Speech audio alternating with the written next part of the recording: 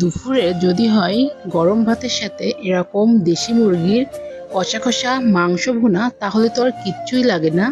Just মাংসের কালারটা দেখ কতটা সুন্দর লাগছে দেখতে। এটা দেখতে যেমন সুন্দর, খেতেও কিন্তু অনেক মজা।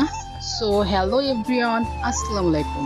তো আজকে তোমাদের সাথে শেয়ার করব হচ্ছে আমাদের বাড়ির দেশি মুরগির কষা কষা মাংস ভুনা। তো চলো রেসিপিটা তোমাদের সাথে শেয়ার করা যাক। তো প্রথমে আমি এখানে কড়াইতে দিয়েছি হচ্ছে সরিষার তেল, আর তার ভিতরে ফোড়নের জন্য দিয়েছি হচ্ছে দারচিনি, এলাচ আর তেজপাতা। তো এই পর্যায়ে এখন দারচিনি, এলাচ আর তেজপাতাগুলো আমি এখন ভালো করে নাড়াচাড়া করে এখন এর ভিতর দিয়ে দিব হচ্ছে বাটা মশলা। তো প্রথমে দিব হচ্ছে পেঁয়াজ, রসুন আর আদা বাটা, তারপর দেবো দারচিনি, এলাচ আর জিরা বাটা, দিয়ে আমি এটাকে ভালো করে নাড়াচাড়া করে একটু ভেজে নিব। তো এই পর্যায়ে এখন এর ভিতরে অ্যাড করবো হচ্ছে গুঁড়ো মশলা। তো গুঁড়ো মশলা প্রথমে দিয়ে দিলাম হচ্ছে মরিচের গুঁড়ো। তো আমি এখানে 3 চামচ মরিচের গুঁড়ো দিয়েছি। তারপর দিব হচ্ছে 1 চামচের মতো ধনিয়া গুঁড়া। তারপর দিব হচ্ছে 2 চামচের মতো হলুদের গুঁড়া।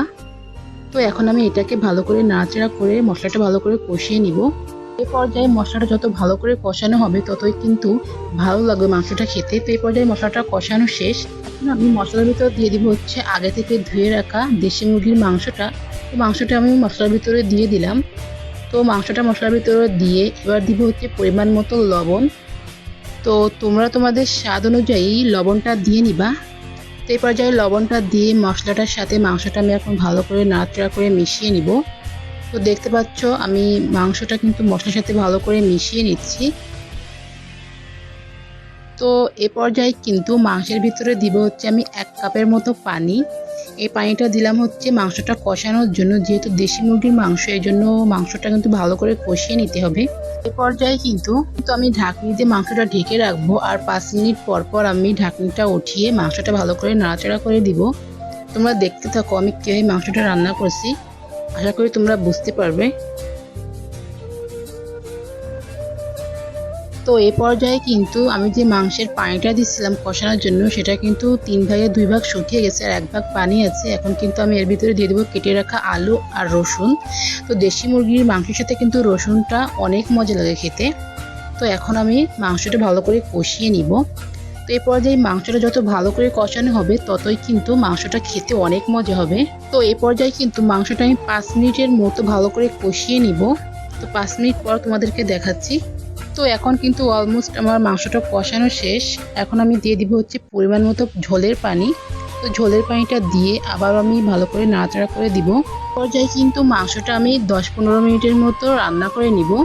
রান্না করে নিলেই কিন্তু তৈরি হয়ে যাবে সেই দেশি কষা কষা মুরগির মাংস ভুনা।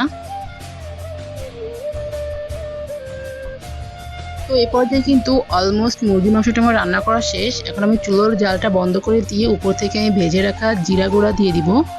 এটা জিরা গুঁড়া দিলে ফ্লেভারটা অনেক ভালো হয়।